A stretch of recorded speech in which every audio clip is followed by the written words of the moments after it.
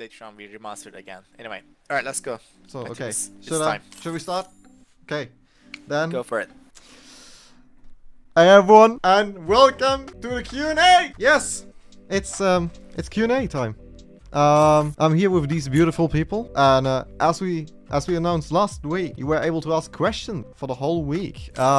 There's in the feedback section, there's a thread Q&A questions.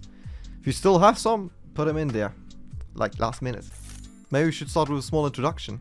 Should we go, yeah, left to right? Persons you want to start? Who you are? Tell us what you do.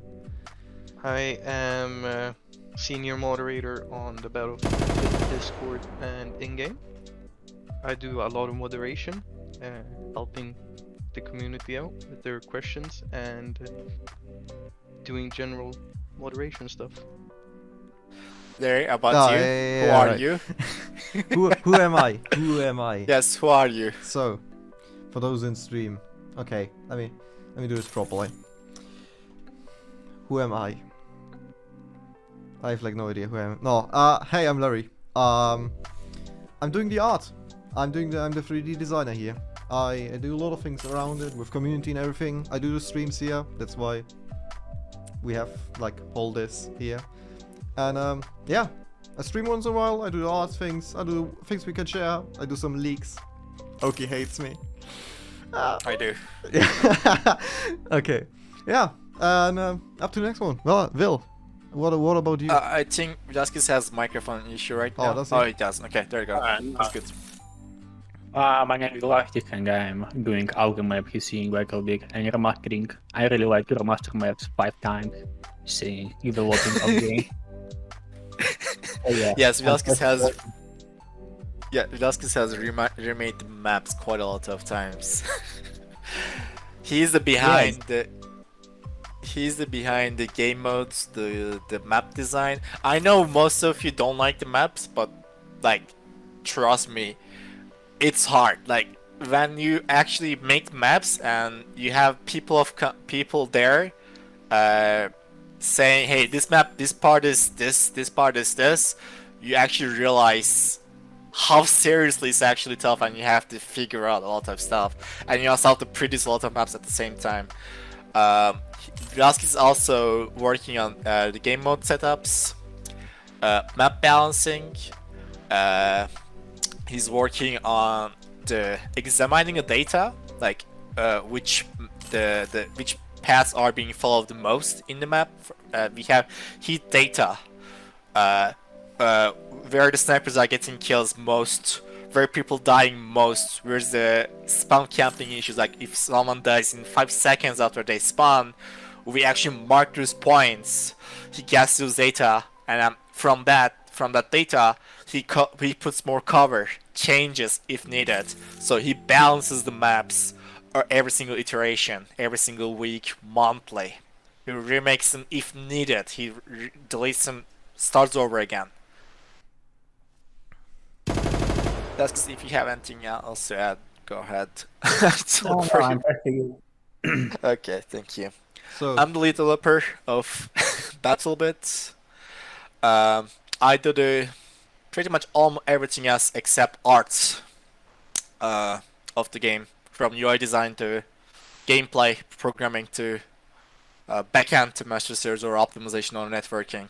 My main area is networking, game networking especially, but I do a lot of other stuff as well.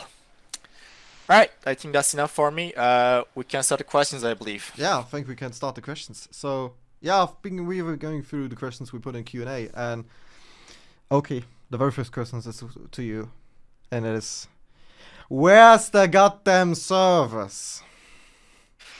You mean community hosted servers or? Everything. Where are the servers? Explain us. What is on with the servers? Which servers you mean, like the game servers or community hosted servers? Yeah, we could start with game servers. So, what is our problems with game servers? We then go into community servers, and why this is not an option for us? So the currently problem with the community hosted servers is, there are a couple of things that is holding us in there, which is one is, we can't technically let a host a community hosted server to have progression from official stats. The reason is someone can actually technically mod the game server, make it that you actually unlock every single thing as soon as you join the server. You just join the server, leave the server, and you have all the stats. There you go. You have everything unlocked. That's possible by modding the game server. That's easy. So because of that, we can't technically let someone to have progression. So what we are planning of doing there is we're gonna have some server companies that will host the servers for us. Sorry, for you guys, and then give you guys admin panel where you don't have the access to the game files, so you won't be able to mod it, but you will have access to the what do you call the progression. So your servers will have progression. If you don't want to do that, if you don't want to say, hey, I don't want to pay a community server provider, I want to host my own, we have an option as well there. So what we will do there is we will say, hey, okay, you want to host yourself, that's fine. We're gonna create some kind of ELA or something, and then we're gonna say, hey, those IPs are. You're gonna tell us which IPs you want to whitelist us. You're gonna whitelist those IPs, and you're gonna connect your own backend. So basically, for example, you're gonna connect your own database on the backend, your own whatever you want to use, a file system or something. So you'll be responsible of retrieving, saving stats of your players. So technically, you can have a database of your own players, and you can have 4 or 5 servers that all connects to your own database. Every single person that joins to those servers, they will have different stats that you determine from your own database. So you're responsible of providing the database there, or the backend, or whatever solution you will be using. Those APIs, polishing them, etc., gonna take a while. Also, we will need we will need a lot of servers in the launch.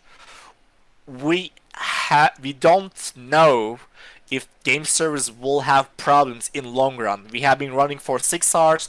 They don't have an issue, but if they run for, I don't know, 1 week, for example, let's say 1 week constantly, I don't know, 3 days constantly, maybe they will have some issue. Currently, because they're not tested and because they are not clearly we can say, hey, it's stable. Once you run it, it will run very well for months without issue. Because we can't say that yet, we don't want to go to community hosted servers at the early access, because we will have to also say, hey, we will also have to provide a customer support for the the community hosted servers. Say, hey, I had this issue, server bug at this point. While we are in early access, we will have a lot of issues that we didn't figure out at that time. Until that time, we will have to deal with this. And meanwhile, I don't think we can provide a customer support, some kind of help, troubleshooting the game servers at that time. So we just can't kind of risk it. We're just gonna go our own official servers at the early access. We're gonna have tons of players at first, and then that gonna drop. After we survive that load, later on everything is calmer, then we're gonna start introducing community hosted servers. So we have time to develop the tools that is required. We have time to do the contracts, agreements, etc. All the legal stuff behind it for letting other server hosting companies host our servers and actually that you guys can rent it. So there's a lot of behind the scenes there is, and it's additional time. We don't have that time basically right now to provide that. Yes, good. I'm muted. Okay. Yes, good. But another thing, a lot of people have been asking, even asking right now in the chat. So what is up with the cost? Why is it so expensive? Actually, North America and the Europe isn't that costly. They are more affordable. The problem is Asia, sadly. Australia, Tokyo, Singapore, Hong Kong especially. The problem is the game is 354 players, and the bandwidth requirement exponentially, not linearly, exponentially increases because you have one player, 253 player has to receive that one player's information. So it exponentially increases, not linearly. So our bandwidth usage is above most other games, sadly. We are using around 120 megabits per second from bandwidth for servers in 254 players. That is large. If you hit that to monthly usage, of course the server will have less players. It will have times when the server is restarting. It will have times when the the server is, how do you call it, people are not in the same place, etc. It will use less, but still the amount of bandwidth we are using per game server is a lot per month. And in Asia, the biggest problem is bandwidth. You get charged a lot for bandwidth. Currently the Europe and US plus, both of them combined, Asia is still more expensive than both of them combined. We're gonna have less servers in Asia because we just can't afford it. Like, our budget is not enough. Like, literally, we just can't. So yeah, and it was another question. So you said it is this times more expensive. So if we had $1,000, what would this give you? Like, its server size in like players? How many players could you support in X region with $1,000?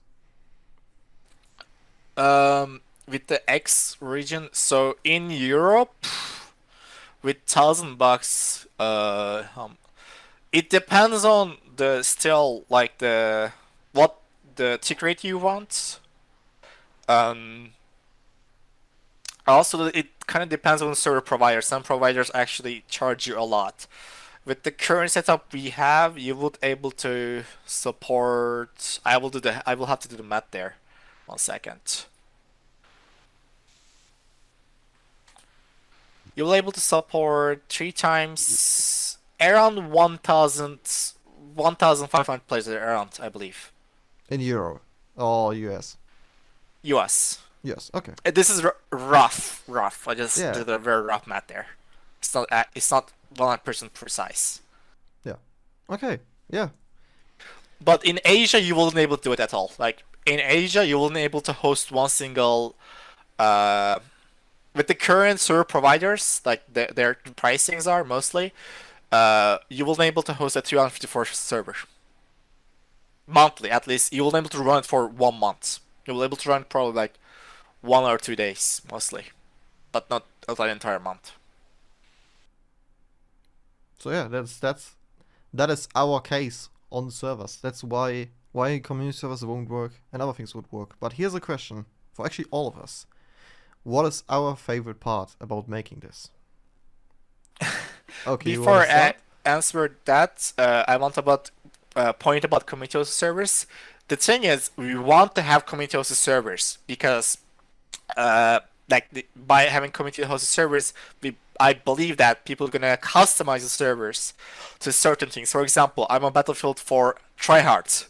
I love hardcore Battlefield 4 servers, and every single time I play hardcore servers, and most of other servers are not hardcore, they're not default hardcore. So one extension of those servers, I love it most, and that's what keeps me playing that game. So I believe it's the same for BattleBit as well. There are people who likes more hardcore, people likes more casual, arcade-ish, different style, pistol only, sniper only, RPG only, or whatever that you like. I believe community will host their own preferred server, and there will be some kind of group of people who are interested in that, especially that server. So we definitely need it. It's just not at the launch. We want to just serve out the launch time, that load of players. As soon as everything is calmed down, we will introduce it. Just we can't have it in the launch because it's too risky, and we will have a lot of problems in other hand. Yeah, sounds good. But now, back to the question. Because I know we all have sleepless nights.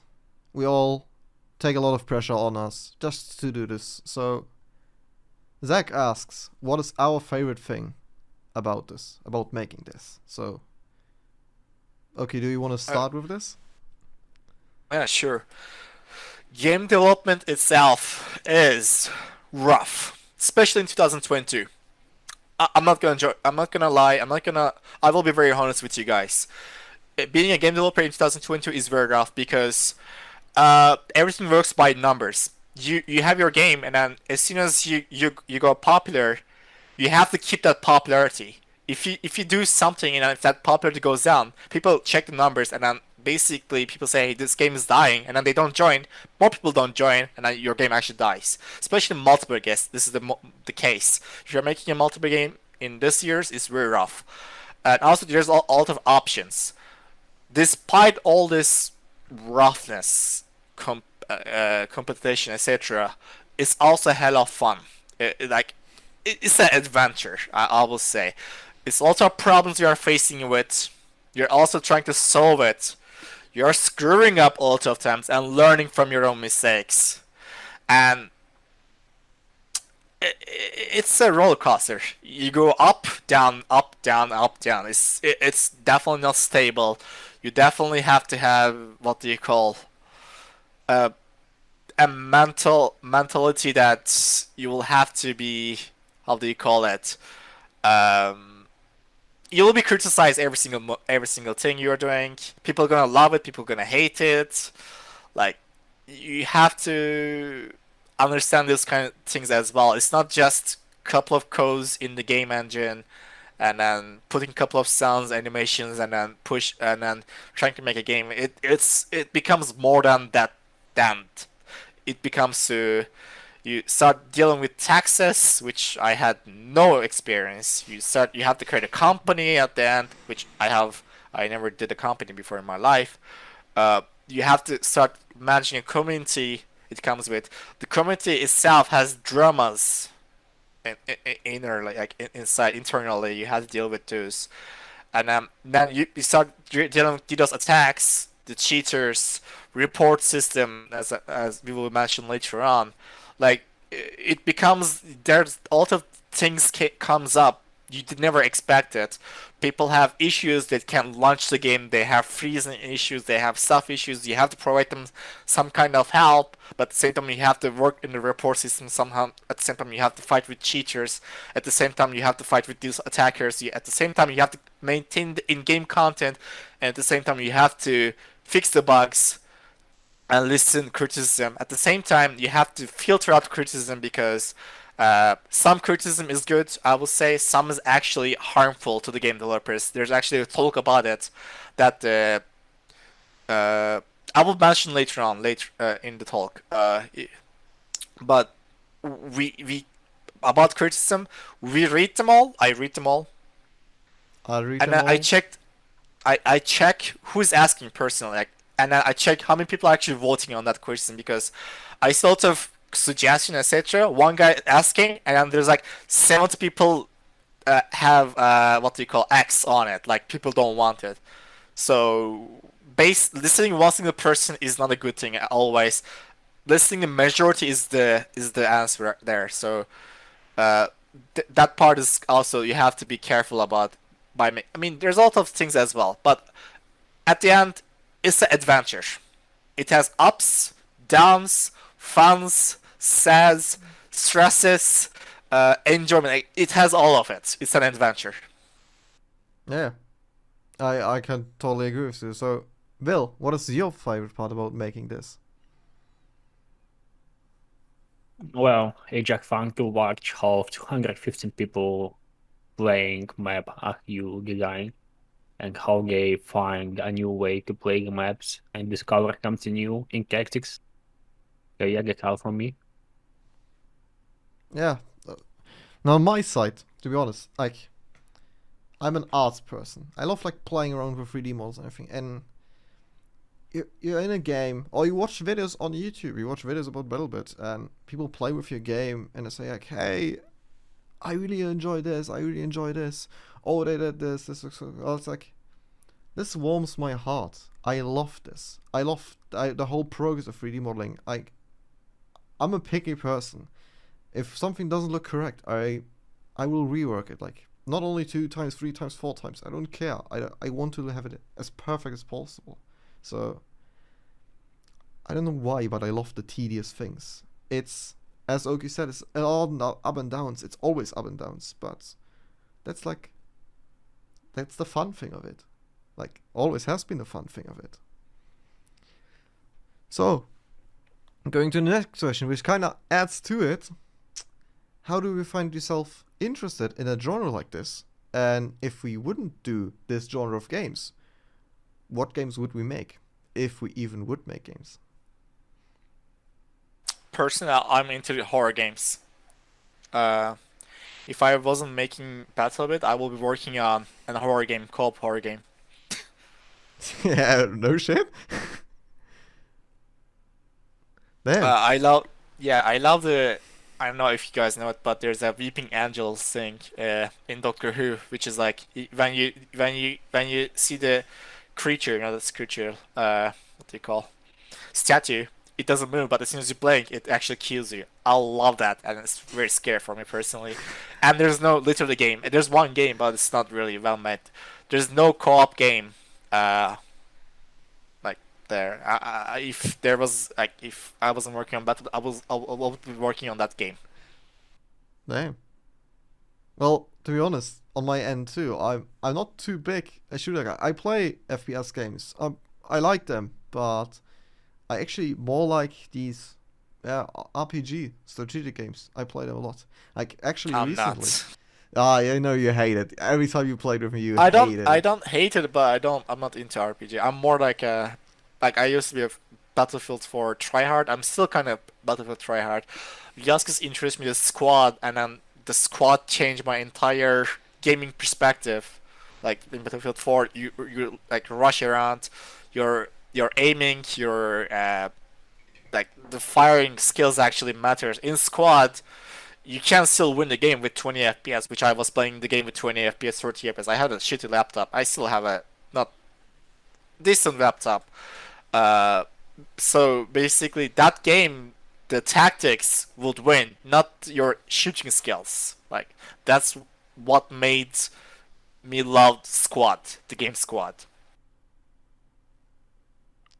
Oh, yeah. Well, I don't know why, but I never like clicked with Squad. I tried out on like a free weekend or something. What I actually like recently went back to is playing the old Lego Star Wars games. I don't know why, but I actually enjoy playing this so much. Okay. Velasquez, do you have anything to add to this? If I was not working on BattleBit or somewhere else, maybe a roleplay game. Yeah. Oh. Going to the next question. What other vehicles do we 100% plan on adding? I think it's safe to say, yes, we do plan adding helicopters. It's not a it's not mystery on the Discord. We have been posting several updates recently. So yeah, helicopters are definitely coming. Okay, do we have an ETA on helicopters? Okay. I guess it killed Oki here. Well, We spoke about it a bit earlier before the stream started. He wants to go into stages with helicopters. 3, adding 2, them 1, slowly. test. no, here you're Ah, back. you're back. Yeah. Still. No, so yeah, helicopters. What about helicopters? We 100% sure we will add helicopters. That's 100% sure. That's definitely not attack helicopters I mentioned before earlier. With our game design, it doesn't work. Attack helicopters. The transports, I'm trying to make it to next week, but at the same time, there's also features I will have to add.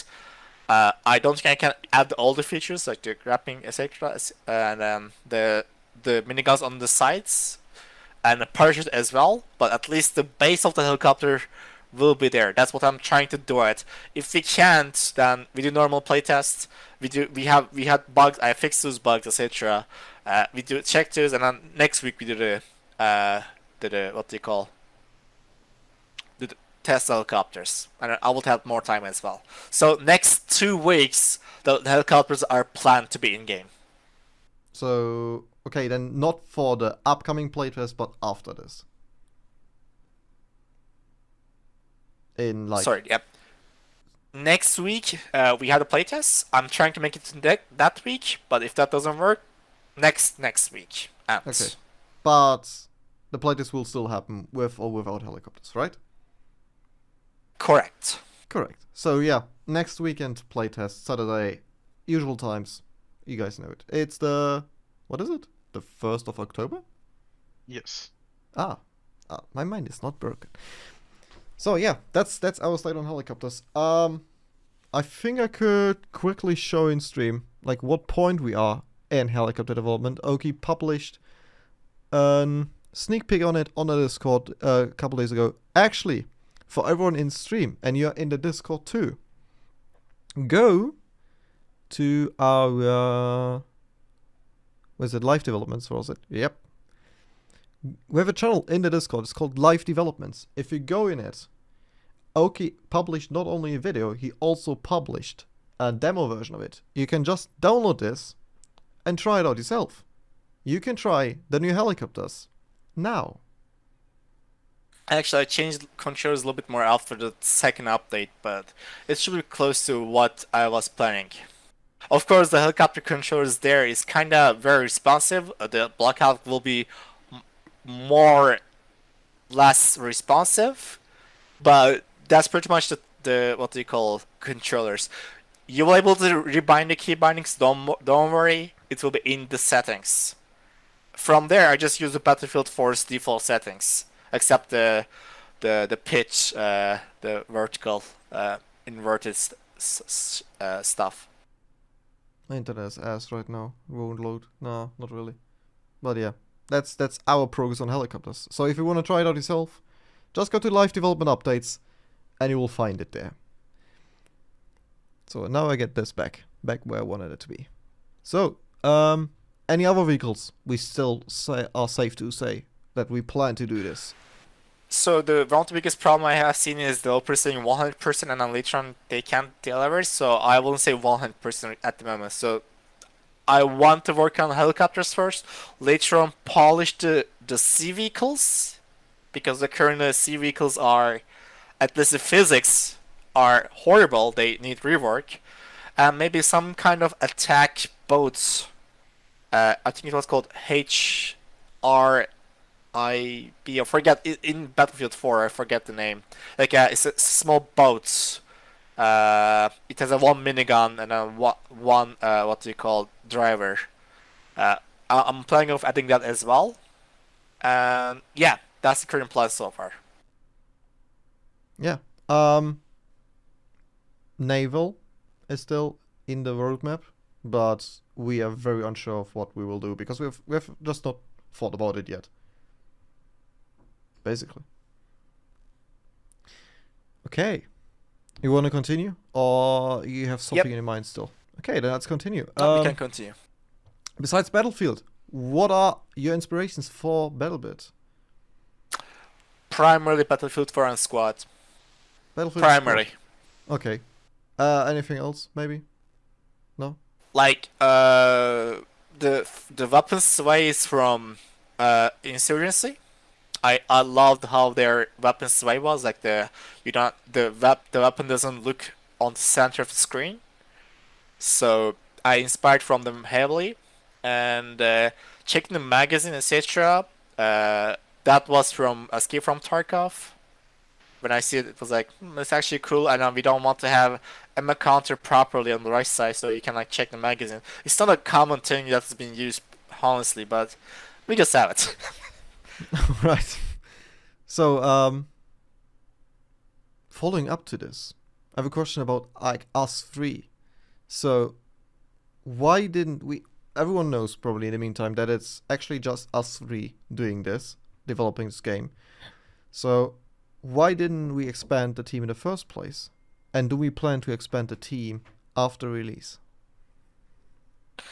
So the thing is, if you were a company, or what do you call,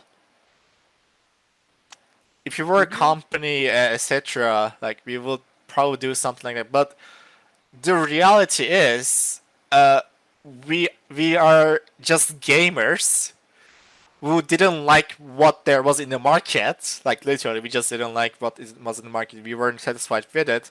We said, hey, there's a game engine called Unity. We can learn it properly. And I was using Unity for a while. Vyaskis was using the Unity for a while, but we didn't have a, what do you call, a real project experience. We said, like, hey, let's try it. Let's try to make a game together. It was never something like, hey, we're gonna make a very huge game. We're gonna be famous. We're gonna be making tons of money. It never been. We just wanted to make a game all together with a small group of people. Like, we just created a small community, and I'm like, hey, let's make a shooter game, and then decide the rules ourselves, make the way how we enjoy it.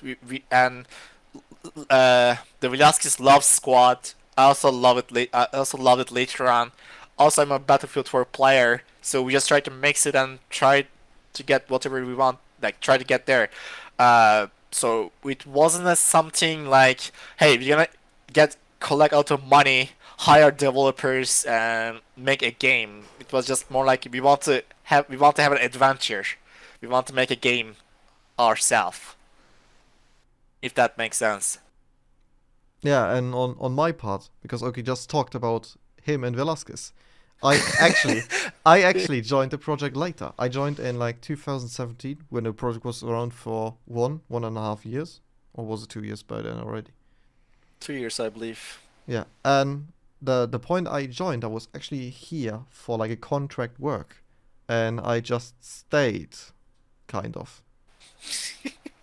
Yeah, that was the plan in first time. It was yeah. So I started here. I came from a completely different background, and I was supposed to help them with making vehicles, and it is I don't know, kind of funny story. And I think I said I want to stay with you. I want to get into this, and that's actually where it ended. Like, we are still here, right?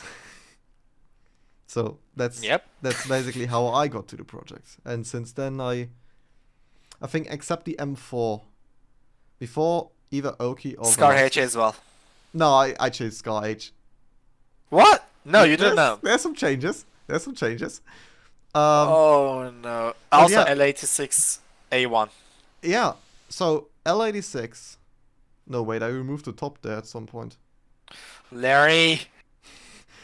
Okay, then I'll give it to you. Okay, L86 and M4A1, and that's the Scar H as well. It's changed. I can't count it anymore. Scar H is mine. Scar H. Okay, so these are the only models in the game still which were originally made by Oki. They are not my thing. Everything else coming after this, player related, not map related, player related. So weapons, attachments, whatever it is. That's all the work I have done since 2017 till now.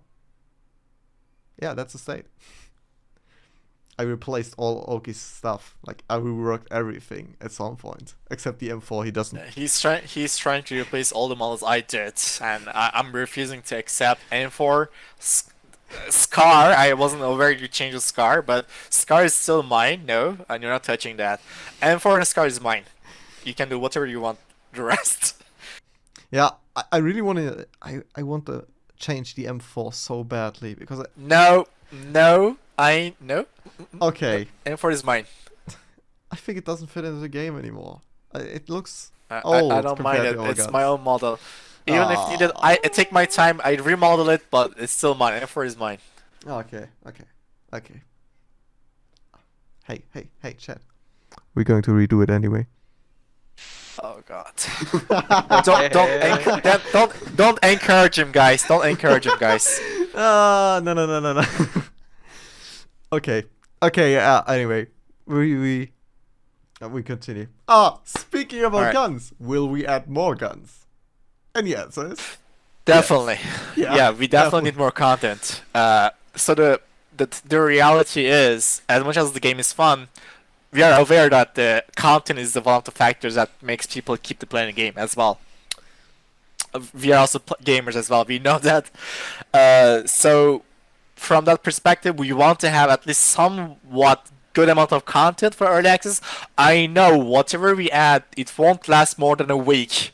We're gonna have some people unlocks every single thing in a week, and I say there is no more content left to unlock. We're aware of that kind of people, so we will have to push a lot of content, which I'm not sure how we're gonna do it. So, but yeah, we want to add more content before early access, at least some good amounts of content, so we will have time at least to work on new content. Meanwhile, you guys are unlocking it. Yeah, so pushing out armors is a fairly straightforward thing, but if you say weapons, just to put this into time, like how much time it actually takes to do something like this. Modding and base of a weapon, just base, no textures. It's like 8 hours, 5 to 8 hours. Texturing never 2.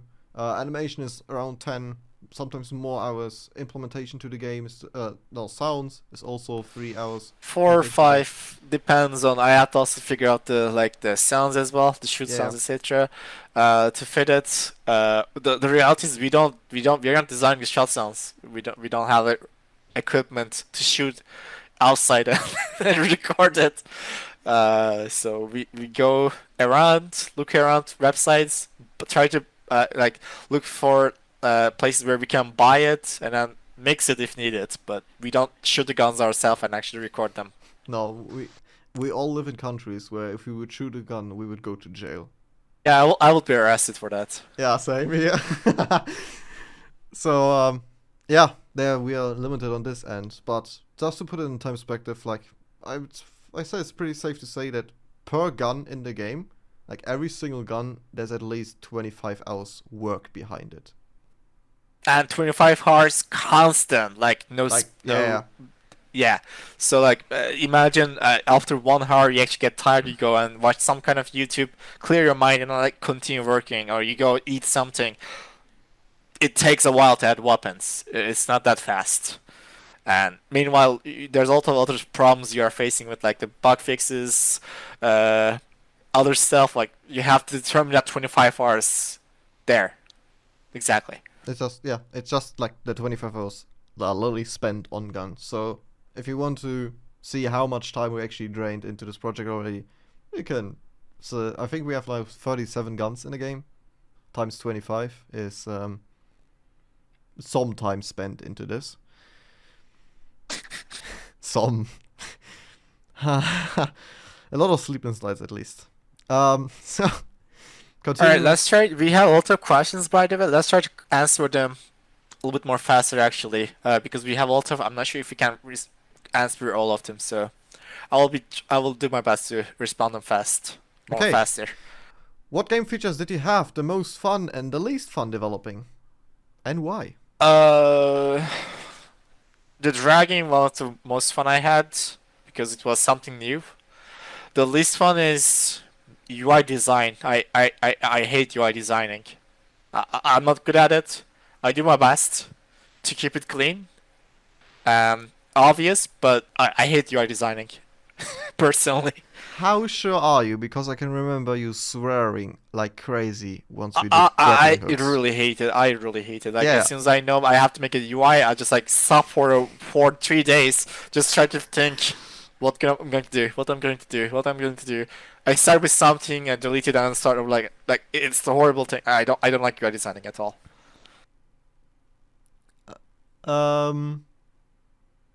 Okay, continuing on this. Is this our first game or have we completed any other project in the past? This is my first serious game. I never had a proper like I made small games my own as a person, but I never had a like real published very well polished game ever. This is my first time. Same for me. And Velasquez, also for you, right? Well, I never published a game by myself, but I contribute in some games. Okay. So yeah, because there I was mean- just a huge donation in the chat. yes, the money that you spent on here also goes into development. Before I say it, because someone just donated 50 euros. Yeah, everything that goes to the like currently, guys. The thing is, we definitely need money to keep the servers alive. Like the what do you call the early access is much more expensive than I was expecting actually. And the thing is here, as much as the game is popular right now, it's also a curse. I would prefer a game that is less popular and becomes popular later on. Like slowly, instead of we are very popular, there's also people waiting for it, and then the problem here is so most of the social platforms, etc., for example, Facebook, Instagram, they grow slowly. They have 10 members. Next day they have 20. Next day they have 30. Next day they have 100. They grow slowly. So what happens there is they have one issue. They fix it that day. They slowly fix step by step. They fix their issue. They scale up slowly. So they actually can polish it. Meanwhile, the games are different. It's not only for Battlebit, it's for almost every single game that is in the market. The problem with the games is releases are you have 10 people playing your game, 20 people playing your game, 1 people playing your game until the release, and at the release date you have 50,000 people playing at once. You have no time to prepare your backend. The problem is also there's no magical button that makes your backend work. It's just there it is. You have to test your backend somehow with 50,000 people and make sure it's working. And the thing is, you can't. You just have to be in that position. You have to have 50,000 people in there to actually test and polish it. That's the problem. So every single game that is going to early access, they're actually betting.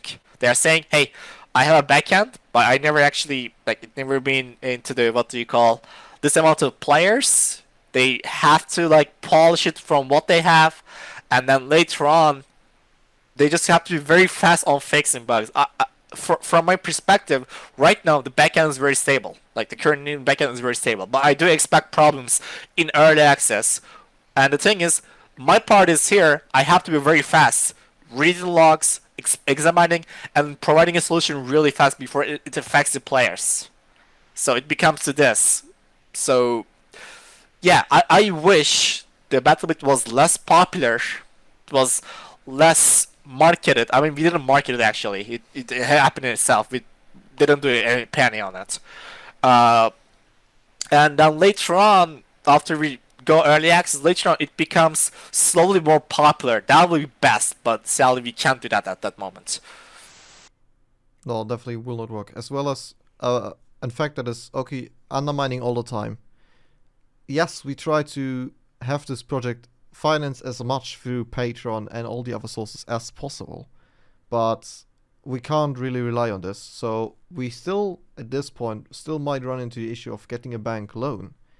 And just to put a risk in this, if the project actually fails on release, we have no money, we didn't earn money, but we took a huge loan from the bank. So what we're actually doing here is, if it fails, we go bankrupt, basically. We are in huge debt then.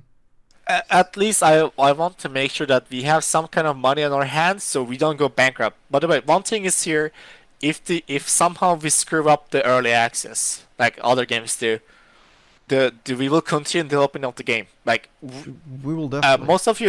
Most of you not aware. This is not the BattleBit, by the way. We didn't go public with the previous BattleBits. Like we have BattleBit Legacy. We have Remastered 1. We have Remastered 2, Remastered 3, and this is right now is Remastered 4.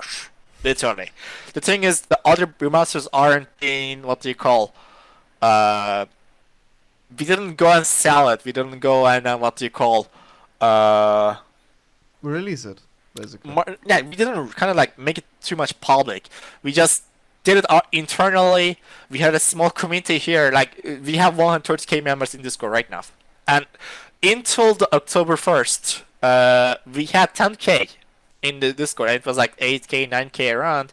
We had a very small community here actually, and we were just testing the game. We were just making a game, remaster again, make again, get a feedback from this small community here, and then polish it. I mean, the reason why most of it here is because we had a time polishing the game, because we have iterated over again. We failed over again with small games.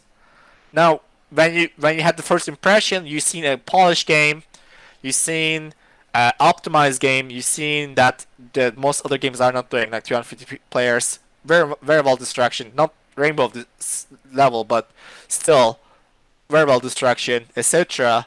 And that's what hooked you into this project. So even though this is a passion project, I enjoy this heavily. The team here is enjoying heavily. So even though if we somehow fail the early access, which we might, I mean, we are ensuring every single thing we are saying. We are making sure we have backups of backups. Like, we're gonna host. Right now, we have one single master server. We're gonna have 12 master servers in the early access. In each region, three of them, just in case one fails. We're gonna have multiple databases if in case one fails. That's one of the reasons why early access is very expensive, because we're gonna have backups of backups. I don't want to screw up the early access. I want to make sure we actually pass this early access. So I'm gonna have backups of backups, just in case if it fails, because I want to pass that early access very well. That's the one of the reasons why it's also expensive for us. So yeah, that's an insight. So basically huge risk, but maybe high reward. We will see. It's definitely a huge risk of what we're doing right now. But let's continue on. So, question for me actually. Will this Q&A be recorded and uploaded to YouTube? Yes. After the stream. YouTube? Yeah, I will. After the stream, I will download the VOD from Twitch because it disappears after 60 days or something. Re-edit it, like put some pauses in, whatever it is, and or pictures of like what are the things we talk about, and I will re-upload this to YouTube. So for everyone that is watching this on YouTube, hello YouTube. I need to remember that I need to leave this in. So, will this game come to GeForce Now? GeForce playing streaming service thing for people with PCs. For that, we will have to contact them and ask them to whitelist this, I believe, an integration. But I will be very honest. Right now, I don't see it as a high priority. Like, I just want to go early access and then release it very well with us without issues. Later on, when we have time, when things are more calmer, we can look into it. But at the moment, I will be able to like spend time on integrating. As well as I think GeForce Now, as far as I understood it, it's aimed for really bad systems that they can play high-end games.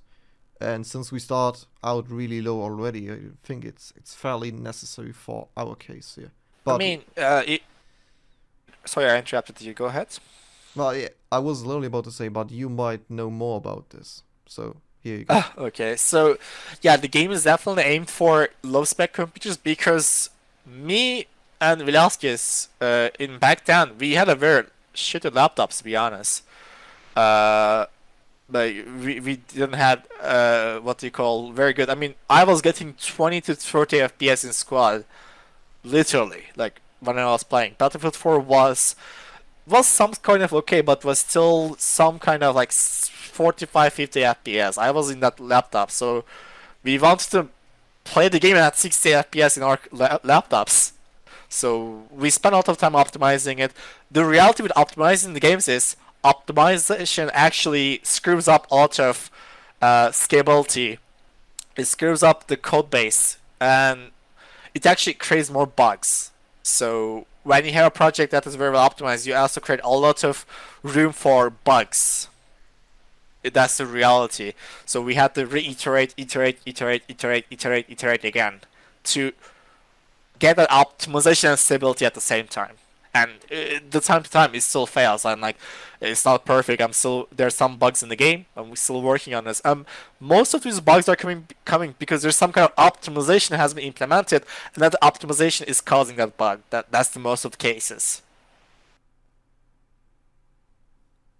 Yeah, right. So Tuan, very well-known member around the community, Tuan asks, since we're in the final development stage, we're not in the final development stage, we are in the stage before early access, the final stage before the early access, the big public thing. How do you feel? How do we feel? Personally, if you would ask like how I'm feeling about going to early access finally, it's definitely relieving.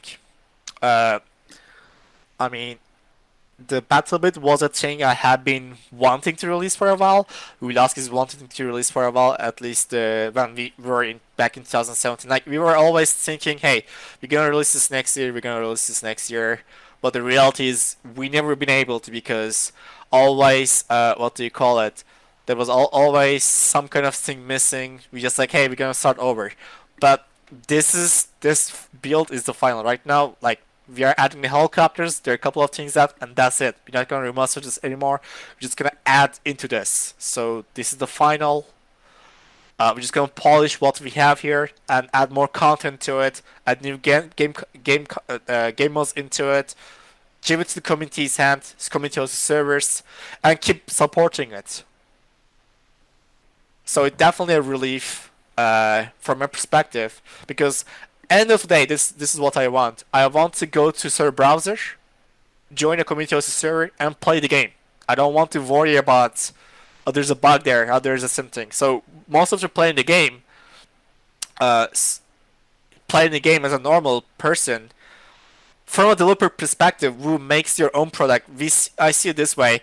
I go to the match, I see one guy saying, "Hey, I have FPS issue." I'm like thinking, "What's happening there?" And then there's one guy under the ground. I'm like thinking, "How did that happen?" So from a developer perspective, you really can't actually play the game. You always worry about something. There's always some issue happening. It's kind of a curse. So at the end of the day, I want to just get into my game, play it. That's it. So, a relief, but I heard it in your answer before. There's some anxiety coming with it. If this is actually going to work out, all the worry, because we have no experience in developing it. As I said earlier, it's first game, so it's definitely. Sorry. What? Sorry. Yeah. About developing the game, we do have the experience. About releasing a game, we don't have the experience. That's the problem. Releasing a game versus developing games are they're completely different. Like there are tons of stuff that you have to bring in, make sure everything is working well in a release. But the thing is, you don't realize that until you actually get into that position. Because personally, I didn't go school for what they call development or I don't know game development, etc. Like I'm just a normal person who plays video games at home, eats snack and etc. So suddenly from that guy to this position, I'm like, what's happening? How do you release a game? How do you deal with license agreements? Like suddenly you came to this position, you get shocked at first, definitely. It hits you hard. Definitely it hits you hard at first.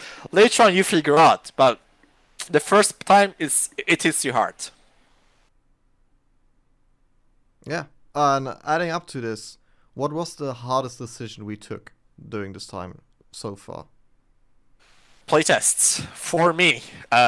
So the currently, personally, every single time when we do a playtest, internally, I die. That's the reality. Every single playtest, I'm scared of one use attack screwing up this game servers. Right now, our master server backend is protected by DDoS servers. They're like firewall, but the game servers aren't. We are still developing that DDoS entire firewall. The first thing is I'm worried about is the new update screwed up something, because, for example, we added Riot Shield, and Riot Shield caused servers to crash in last week, couple of them. Like, just a single Riot Shield can cause the entire server to crash. It is possible. It's very easy to screw up the entire thing. A simple, I don't know, like a XP bar, or like, I don't know, XP counter in the screen, it can also, like, literally that can cause the server crash. It's very easy. It's very fragile. So every single time when we update the game, I'm like scaring. I'm like thinking, is there going to be a bug that is causing a huge problem? If I do the update on backend, will that actually cause an issue? So the most difficult decision for me is starting a playtest and announcing it as well. Because as soon as you announce it, you have to do it. You just like because you say, hey, at this time, we're gonna have playtest. Like you can't, and then people actually cancel their schedule. They cancel. They maybe like something. What do you call? They dedicate their time for that event, for that playtest, and then when you ask people to dedicate their time for something, you can't, like, it's not easy to cancel it. That you can't cancel it. It's just a very difficult decision to do. Either you're gonna continue doing it with a broken state, which we had it 3 weeks ago with the new backend implementation. But you're also seeing people having trouble connecting servers, trouble their sets are not saving. It's a horrible experience. Like, you have to decide between, do you want to deal with that experience or just stop it immediately? It's like, they are risky. Like, every single thing you're saying there it is a risk you're taking. It's a bet. So the playtests are the biggest. Playtest dates, playtest itself is the biggest stressful thing for me personally to do and run them. Yeah, but in the topic of stress tests and having everyone, will there be free weekends after early access? We can do it after the early access, but not during early access. I wouldn't say. I mean, the right now we want to, like, the goal here is we want to go early access, introduce BattleBit to people, and then survive that lot of players, and then calm down. We want to achieve that calm player base where we have people who loves how the game is. We have our fans. We continue developing the game with those fans. Like, I want to reach that point. I want to serve that lot of players. So after that, yeah, we can. Definitely, when we reach that point. As an example, he says here Christmas. Christmas is actually kind of nice time. Right, just everyone has Christmas hats and then you can play for free, isn't it? Next year, like 2023, we can't do it this year. Next year, like in 2023, 2024, between that Christmas free weekend, like we could maybe do that, but I can't speak by now. Yeah, maybe for Christmas we can bring back the Christmas hats. You remember the Christmas hats? All right, let's continue. Okay, yeah. Will we keep the Australian servers up? Definitely. So the Australian servers are costly. I'm not gonna lie. They are right now minimum of 6 times more expensive. I'm not joking. It's seriously more expensive than a regular Europe or US server, and actually they are become more expensive, like in other server providers.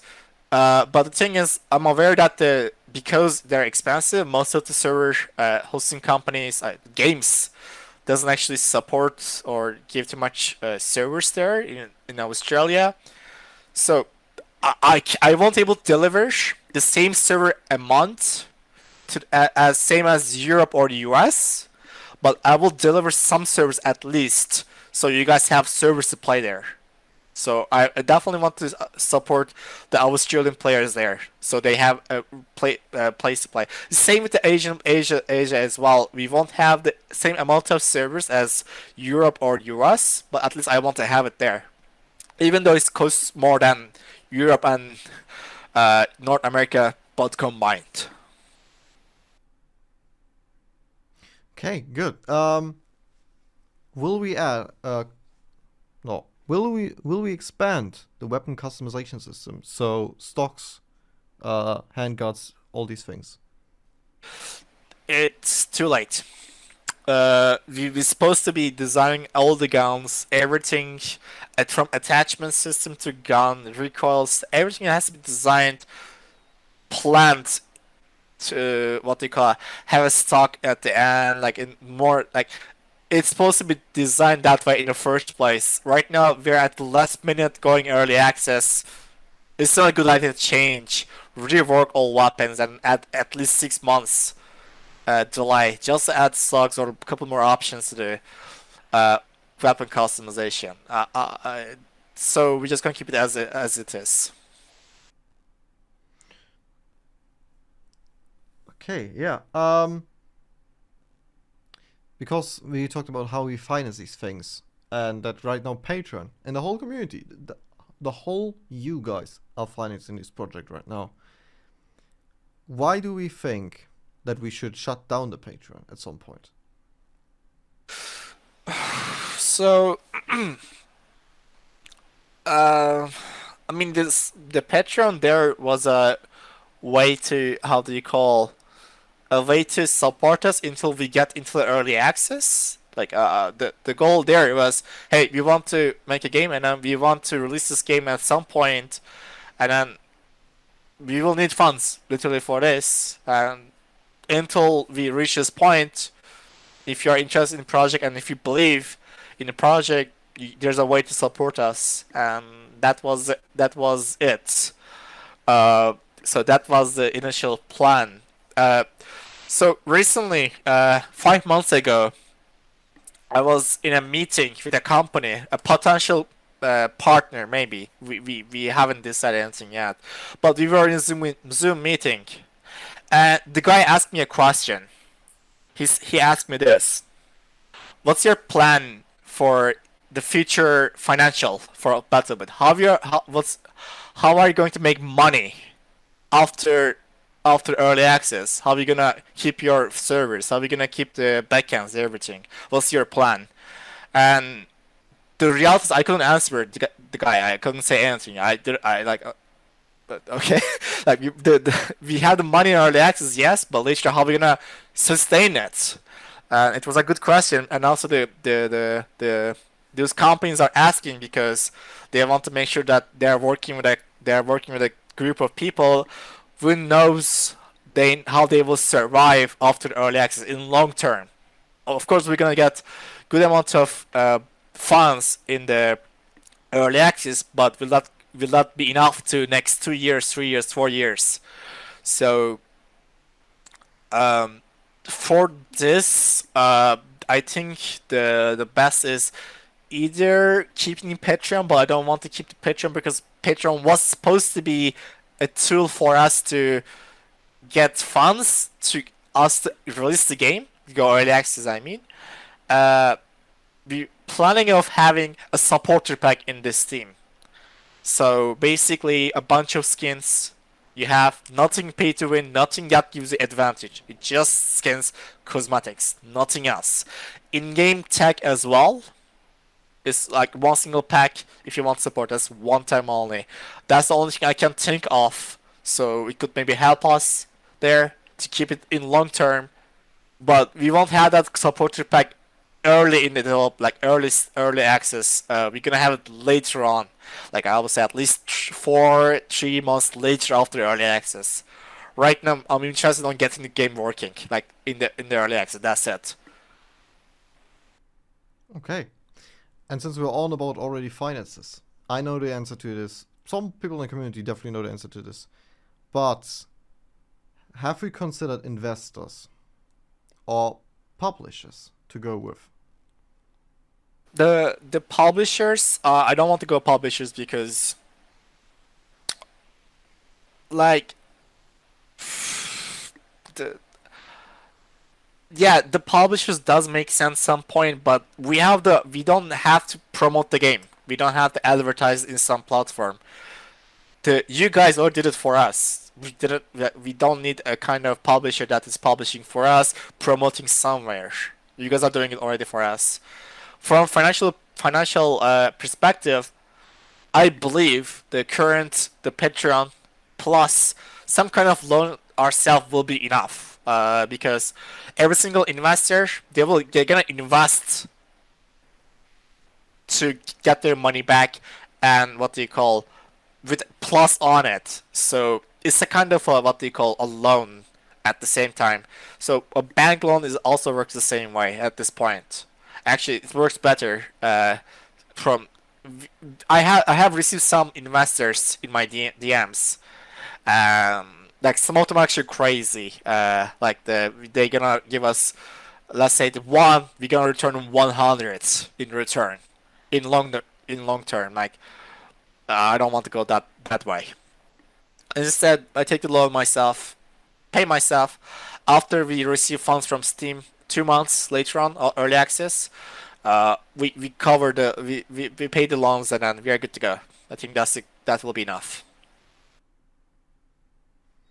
Okay, great. And yes, you said no publishers, no investors. Sorry, I will interrupt. About the publishers and investors, also the most of these publishers and investors have right to speak about the game's feature. Like for example, this is the thing I hate about Battlefield 4, not Battlefield 4, sorry, Battlefield franchise right now, is that I don't know the truth if that's the reality, but the Battlefield 2042, the designers are not gamers. Definitely, they're not gamers. They are not Battlefield franchise gamers. They are someone. I don't know who they are, but someone that they never played Battlefield 4 in their life, maybe, probably, and they just designed it. And the thing is, publishers and investors have rights, some kind of right to curve the future of the game, the design as well. I don't want to have someone saying how to design my own game personally. How to design our game. We already created something. We created the community. We gathered all the way. Everyone here loves the game how it is. Then we're just gonna keep it that way. We're just gonna polish it, add additional stuff, but we will never change what it is. The identity will be there always. We're just gonna add additional things, but never change it. Okay, yeah, great. You just threw me off completely with this. So, anti-cheat. Oh, good questions. So, Jeffy asks, has the dev team thought about a system like CSGO, Overwatch, where high-ranked players can review player reports themselves? So, for those who don't know, CSGO system works like this. Basically, you can like watch someone play, and you watch this through, you get, I think, some XP for it or something. And so you get a reward in the game. And basically, a player of the same game watches this clip of someone playing, and after this clip is played, he decides, okay, did like the things he was reported for, did they actually happen in this video, or is he just a good player? Yeah. So that's actually a very valid thing. There's actually some talks about in the League of Legends Riot. They actually publish about. So about that, we need to have a way to record the sessions from weekly movements to destruction to the player movements, etc. So we can replay it. The problem is that's intensive work. Recording 254 players. Our maps are dynamic. You can have buildings destroyed. You can build stuff. You can destroy walls, etc. You have tons of vehicles moving around. Recording that amount of stuff is a lot of memory and space as well. So we have to later on we have to store them somewhere. The thing is, I want to have the backend simple as much as it can be. I don't want to complicate things. So when there's a problem, I can easily investigate and fix it, because the thing I have learned is keeping it easy is the best way to fix the issues, keep it more stable. So currently, because we can't have replays, we won't be able to have a system like that. In future, when everything is stable, when we have what you call more space to develop, time to develop things, we could have introduced a way to record the sessions, like a CSGO or matches, etc. And later on, we can have the actual clip of it somehow. People actually, the community actually, what you call, determine the guy's cheating or not cheating, etc. But that's a feature thing. It requires resources. It requires resources to store all those, deliver all those, record them, etc. Which is I don't want to risk at the moment for early access. I want to keep it simple as much as possible in early access. So we have room for errors. Adding to this, how about kill cams? So right now we already have a kill cam, the Battlefield 4 like, and I don't think we change this anymore, don't we? So are we gonna have spectator camera? So it's the spectator camera is like a way to what do you call, like you're gonna have a free camera. You will able to spectate the game. The thing is, it will be exploited. So I think that's the first question will be, I don't think you can exploit the 254 server if it's not like just a casual arcade like the current one, because everyone is playing everywhere. You wouldn't gain too much intel, even if you had one friend watching over on you, and then you were just playing on the ground. Yeah, you would get some intel, but not. I wouldn't say not too much.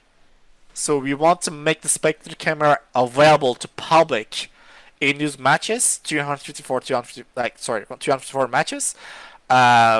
In games such as I don't know, 8 versus 8, if you do competitive, at that time, yeah, that will be disabled. You won't have access to this 8 versus 8, I don't know, 16 versus 16, since what do you call? Because it will actually give you a huge advantage if your friend is spectating and giving you information. So when you have spectator camera, you would have at least some kind of way to examine the people's behavior.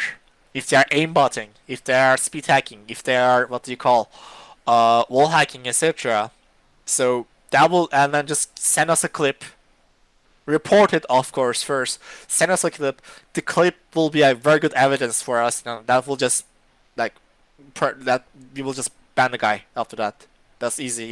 If he is obviously cheating. Yeah. So we definitely have something still ahead, as well as from my side on. I'm right now building up in the background the whole moderation team to get us settled for early access. But now let's continue on questions. So it kind of rolls back to the question you just asked, like about the future. How do we envision the future of BattleBit? What do you think, like in 2 years, BattleBit could look like? I definitely want to see the game similar to what Battlefield 4, where the community is hosting the most useful servers, and then we delivering updates on it. And I definitely want to have model servers as well. Not you won't able to mod official servers, but the thing is, I want people to mod the servers and then actually join game with those servers where they actually change all models. They all change whatever, I don't know, weapons, etc. Add more weapons, etc. Add new features into them. Of course, those servers will be able to have official stats. They will have to connect their own database backend to save and store stats, etc.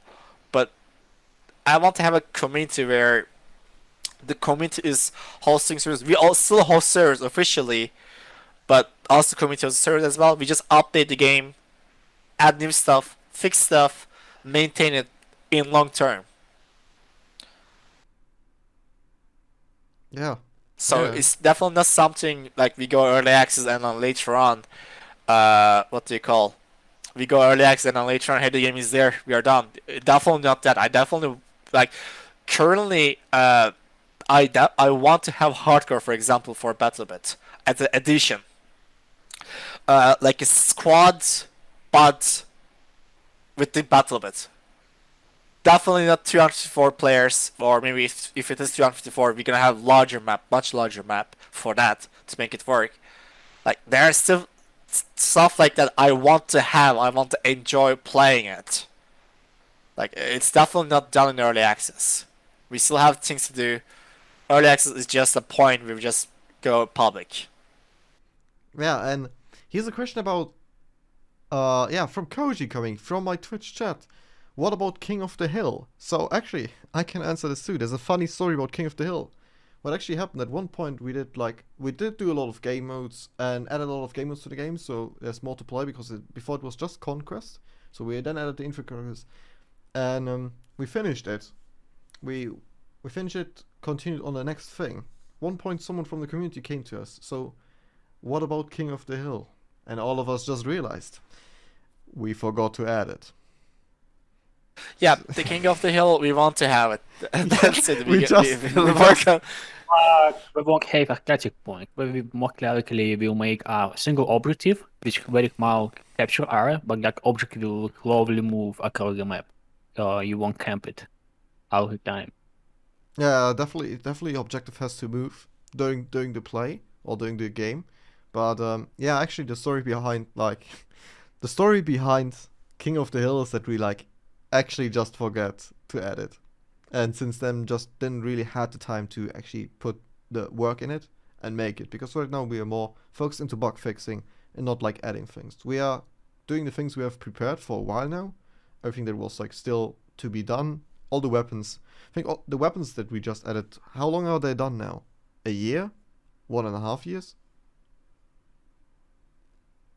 Sorry, could you repeat the last question? I couldn't hear properly. The weapons we just added, all these 6 weapons. How long have they been done? A year, 1.5 years already. Yeah, they were in the they were 3D models. Some of them were animated, but we just didn't have any time to literally add them because there was always some issue backend. The in-game servers, there was always something that we just didn't have time to add them. So yeah, so right now we are still catching up with the content we've done before. The only thing that's really completely fresh on is actually helicopters right now. So in order to add content into, in order to one development team to add a content to the game, is they have to be in a stable stage where they don't have major issues they don't worry about, so they can actually focus on content. That's the biggest problem in early access games. You get a lot of issues, you don't have time to add content, but while you're not adding in new content, people think the game is dying, and they actually stay away from it. That's the harsh part about being an indie, I would say. Yeah, definitely. Speaking about servers and everything, once again, why is it 127 versus 127 instead of 128? The reason is 2 to the power of 8 is 256, and we are using 1 byte 8-bit integer in order to index the players, so that gives us 306 players in total, possibly, but we use 1 player as a server. A server is a 1 player, so that makes 255. And because we can have 127 versus 128, we do 127 versus 127. That's the reason why it's not 8 but 7. If that means the developer can join a full server? Well, yeah, technically we have 1 extra space there. We should probably reserve this for moderators or something. Admins or admin probably. Yeah, admins, for moderators or something like this. Okay, continuing on. Now I have to find the question again. Where was I?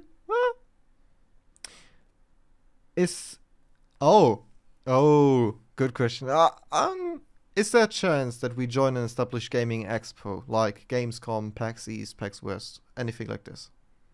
I wouldn't say it's planned for the moment. I don't know personally, to be honest. I wouldn't say yes, but at the same time, no. At the same time. Yeah. So it's not clear. I don't know if any one of you is here right now. I was at Gamescom this year actually. Some people actually recognized me just from my face, which was a really strange experience, but it was also really cool. Yeah, I met up there with a couple of guys from the community, and there were still people that recognized me, so it was cool. And if they are around here, hello, I didn't forget you. So, I think we could go there, but without a booth, rather for the, hey, if you guys actually want to meet us in person, or like for once, we are here, like something like this, not, not with a booth and then have PC set up and all these things. But I wouldn't be too shy to actually go there and just be like, hey, all these things.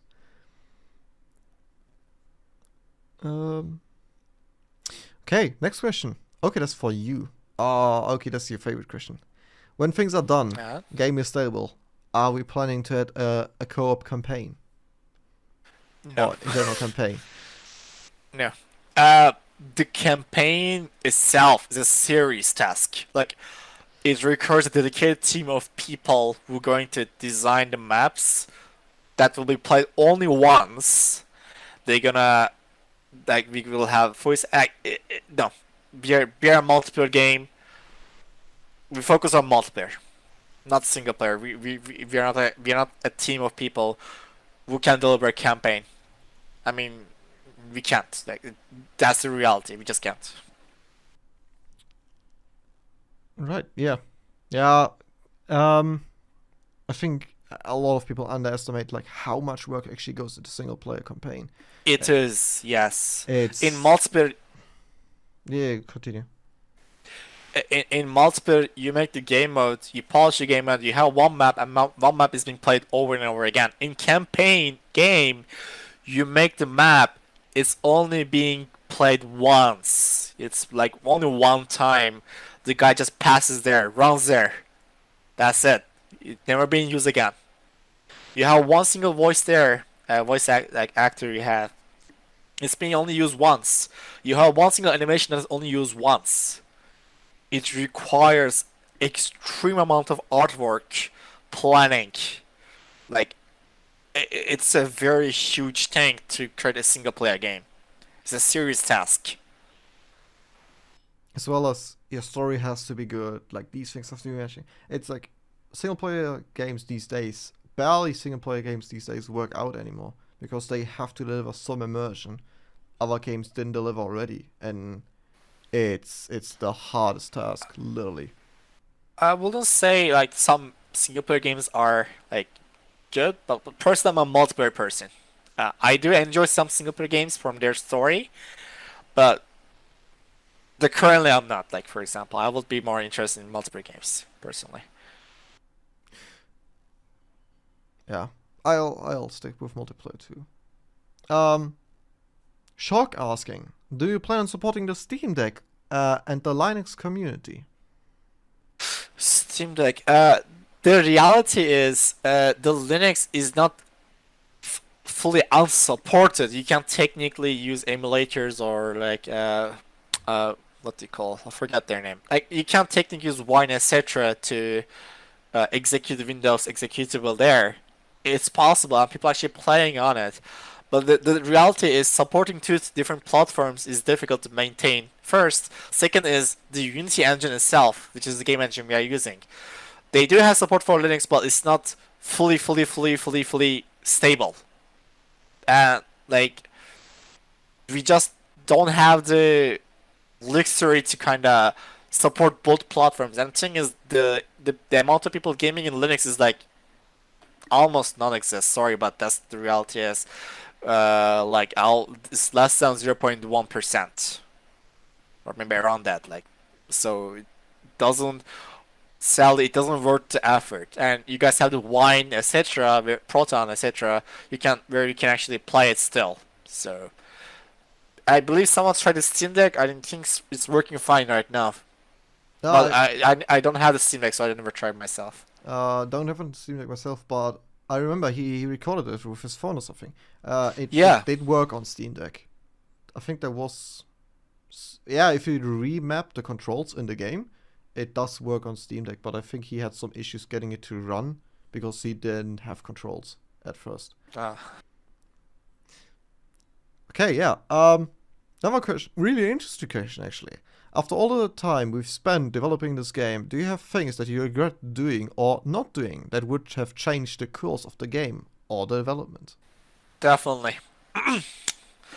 October 1st. So basically, the game became popular unintentionally. It was not planned. It wasn't even a thing. Like I wasn't even expecting at all. The thing is, we had a problem with Steam keys. Getting more Steam keys from Steam before playtest. We would request keys, beta keys from Steam. Someone would have to come to our Discord, ask a moderator for a key. We will check their name from a Google sheet, etc. And then later on, hey, this guy doesn't have a key. We give them a beta key. Beta keys are not. They don't have a value. Like you can't sell them, etc. It's just a beta key. It's only valid until game goes early access. So that was slow and painful because of that. Most people weren't even getting interested in trying the game. That was keeping the game like what do you call it? It was making the game how do you call it? Not popular, so it wasn't too accessible easily. So what we did is we had a problem. I said, hey, screw this. I'm not gonna go with keys. It's already very difficult. And then later on, I launched a playtest in Steam where you don't have to apply for any kind of keys, etc. You just press a button and you have the game. That made the game very accessible suddenly. I wasn't expecting it. I didn't plan it. Just gonna change it from keys to playtest. Suddenly people start making videos about the game. Suddenly game became popular. I wasn't wait. It was a huge numbers for us suddenly, and that made us that made the game popular, which is a good thing. But I believe I wish we had a little bit more time. I wish we had a little bit more time polishing the game before the game became more popular. Because as soon as you make the game, as soon as the game become popular, people will raise questions such as when the game will be released. Because you generate a hype, and as soon as you generate that hype, you have to keep that hype in order to stay in the market, because the market is very competitive. You have tons of other games, people's times are valuable, they won't spend too much time on your game, so you have to keep your hype as well. Because of that, the time when you hype people is very important, and the reality is that playtest wasn't planned. That hype wasn't planned. It just came itself. One person may start making videos because it was accessible. More people came. We didn't have the server scalability. It just happened itself, and people just start making videos. Other person seen the video, tried it, they loved it. They said to their friends, etc. So I wish I didn't press that button at that time. I wish I knew the game would become popular that time, and I wish I had more time to polish the game. Like for example, after we have helicopters, after we have armor update, after we have new weapons, after the game was polished, maybe it's time right now to. It will be time to go to the playtest stage and actually introduce people to the game right now with the current polishment. That would be better. But sadly, it wasn't. That's something I'm not regretting, but I see it as a mistake. It's something I didn't know personally.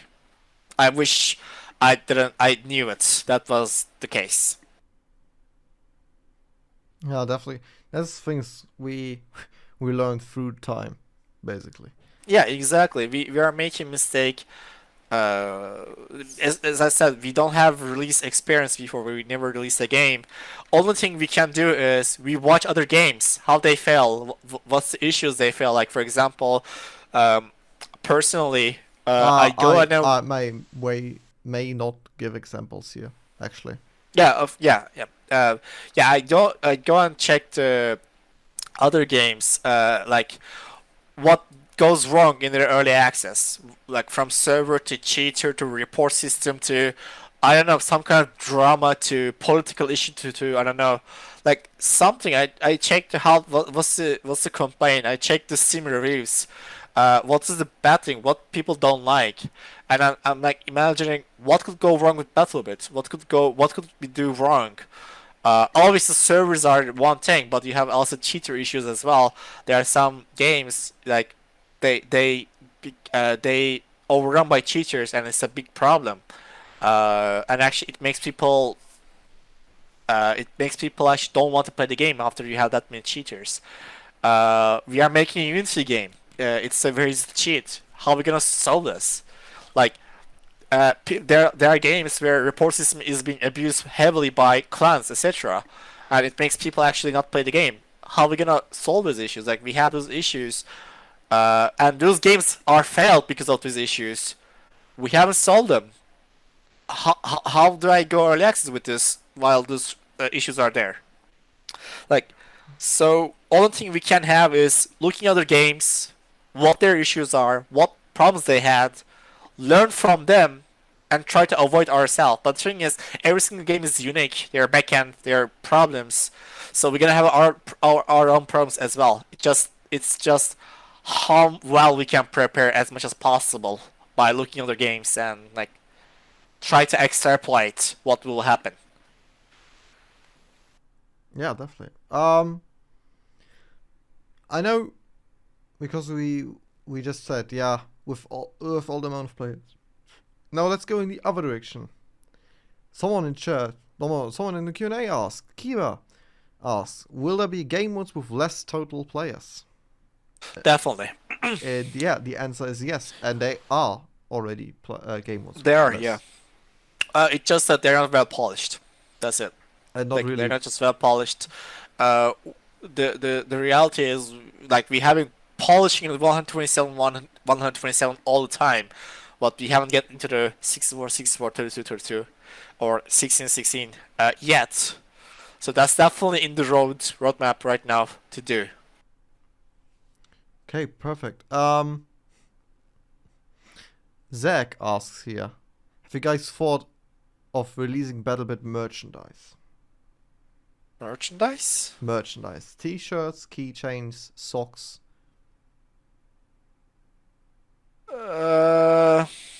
Well, it's a big thing. I wouldn't spend. I wouldn't spend the budget we have right now for this stuff. I will definitely spend it for servers, but not kind of stuff right now. I mean, yeah, it's cool for fans. I understand that, but I think we have more serious problems right now, as getting the servers working, having backups of backup. Like, let's get this stuff first done working properly. Later on, we can think about that stuff, I think. Right now, the servers are the biggest. Like, getting into early access is the biggest focus. Yeah. Chad likes BattleBit socks too. Yeah, Chad, I agree with you. Socks? I'm all in for socks. I heard another question. Okay. And I lost it again. Someone in my Twitch chat is asking, Nikolai is asking, if there will be like a request wheel. I remember someone drew a concept for this. Yeah. By the way, we have 30 minutes left until ending the Q&A, so I will try to like answer more fast, like yes, no, and just a real fast explanation without going too much detail. So we had it before, it wasn't used, it was that feature. We realized it wasn't being used, so we just removed it. We had it before, however. It was just not being used by anyone, so we just deleted it. But do you plan to bring it back at some point? Because not everyone uses voice chat. Maybe in feature, but I will not into early access, not into probably hardcore as well. All right. How much will the game cost? $15 as a base price. This is me saying it. Oh god. All right. Yeah, $15 in base, and we're gonna have regional pricing, but it won't be same regional pricing as other games mostly. Because we have good amount of server costs, we have to have some kind of income. The game price was $20 initially already. We made it $15 to make it more accessible already. And now we have regional pricing that makes some regions very, very, very, very low, like $1 to $2. We have servers to run. We're gonna have DDoS protection. We can make the regional pricing actually, like, some regions $1 to $2 if we remove the DDoS protection. Like, if you remove DDoS protection from servers, then actually we can make the game cheaper. Yeah, that's fine. But I don't want to remove just protection from servers. I don't want to go have one guy DDoSing the server and ruining the game servers. Like I don't want to have that. So yeah. Yeah. Uh, And on that cost thing, is the game a one-time purchase, or would you have to buy like battle passes every couple of months, years, whatever it is? no battle passes. However, there's one thing I want to mention. So it's a DLC question. Will we have DLCs? So we have to either in later on when we have features, everything there, the game polished, we will face with something new.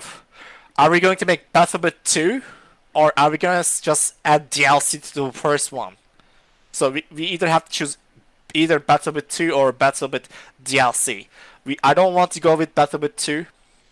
I don't want to rework on all that stuff. Instead, what we can do is we introduce as a DLC and then make it paid.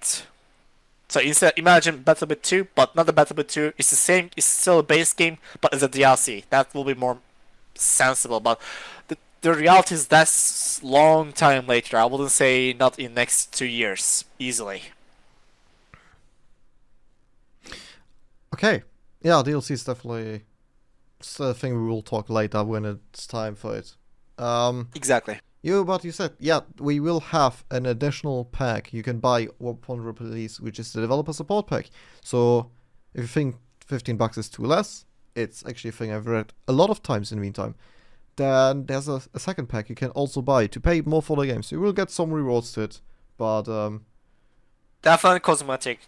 Yeah, Nothing definitely. in pay to win or anything like that gonna give you advantage. Always only cosmetic. Viewer says about the subscription system like it's in World of Warcraft. No, you will not pay. Can only play for 1-2 months, whatever it is, and then you have to pay again. Nah. No, subscription. No, that's Once only. No, once only, and have fun, like the good old times it is. About getting the game, how do patrons get their keys? Just before early access, we currently said we're gonna shut down the Patreon. That time, that 1 month before or 2 months before, that time we will start sending your CD keys to your email address, Patreon email address. The people who have lost their access, especially people who are living in Russia right now, due to sanctions, they don't have access to their Patreons. I am manually getting your email addresses in my DMs, so we are making a list of people who doesn't have access to the game. So you guys are providing me proof of you guys have you guys have paid it. I'm making the list. We're gonna manually send your keys, but your CD keys will be sent to your email just before early access. So that on early access you all already have access to the game and can play. Yes, No, one thing. Not play it. Just before early access, the CD keys we will give. They will BattleBit Remastered, not BattleBit Remastered Playtest. No. While the product is in playtest stage, you can't play the original game while the game is in that playtest stage. You can have it. It will be in your library, but you can't download it yet. The Steam doesn't let you until we actually switch from playtest to early access. Yeah, I just have a small question here in my chat, in Twitch chat. So, what will the content be of DLCs? To be honest, we don't care about it now. We have never thought about like what DLCs will be like right now, because right now the focus is getting the game out. Right now it's not the focus of like how can we get more money out of this. We don't give a fuck. DLCs is later when we actually like need it. We'll do DLCs, but right now it's just getting the game out and have it in all your hands. Okay, now that this is out of the way, so. How does Patreon work? Do you have to stay subscribed, or only paying once is enough? Well, only paying once is enough. This is the most popular is you pay only once and then you cancel it. That's it. You still have all the benefits, everything else. If you have paid more than once, but if it was not intentional. If you didn't want to pay it, it was unintentional. If it was in last 90 days, sadly, Patreon isn't allowing us more than 90 days. We can refund you. Like you just have to DM us, and then we're gonna refund your the additional the pledge you have done unintentionally. If you pay more than once, it won't grant you anything. It will help us definitely, but it won't grant you more cosmetics, more tech or something in game. Nothing. So once is enough, guys. Okay.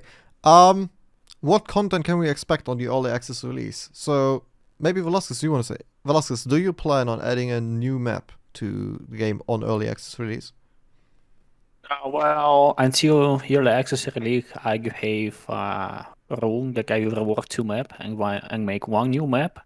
So, for example, we already had before 2 map reward and a new map project. So now I'm currently on a stage of rewarding another 2 map, like Oil Dune and another 1 map that is still under, thinking about it.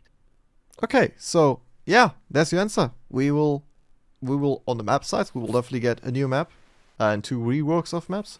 Okay, any plans you have?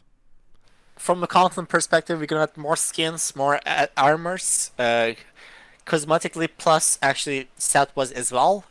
More weapons, couple more gadgets. The one gadget smoke grenade launcher for medics, especially and assaults, where where if there's one guy down there, you can throw a smoke grenade launcher. It covers a small area. You go and revive him, something like that. We had Riot Shield. It wasn't planned. Now it's in the game.